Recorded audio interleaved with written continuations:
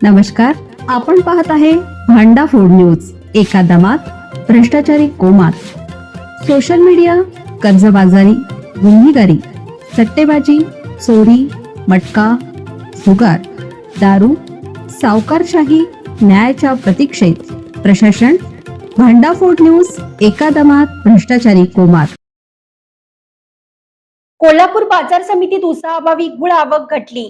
राज्यातील गुळ व्यापाऱ्यांचे प्रमुख केंद्र म्हणून ओळखल्या जाणाऱ्या कोल्हापूर कृषी उत्पन्न बाजार समितीत सध्या गुळाची आवक घटली आहे.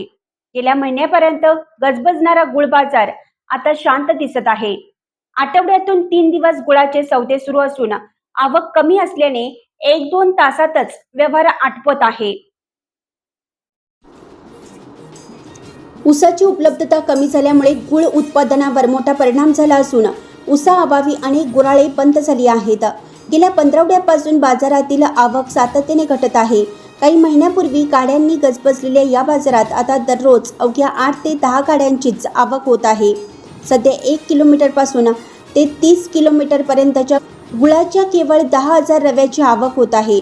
विशेष म्हणजे गुजरातसारख्या मोठ्या ग्राहक बाजारातही गुळाचा साठा वेगाने कमी होत आहे. व्यापारी वर्तुळातून मिळालेल्या माहितीनुसार गुजरातमधील शीतगृहामध्ये साठवलेला गुळ आता 50% कमी उरला आहे. सध्या अधिक महिना सुरू असल्याने विवाह समारंभ, धार्मिक कार्यक्रम आणि इतर सामाजिक उपक्रमांचे प्रमाण कमी आहे. त्यामुळे गुळाच्या मागणीत अपेक्षित वाढ दिसून येत आहे. सध्या केवळ नियमित गरजेपुरतीच मागणी आहे.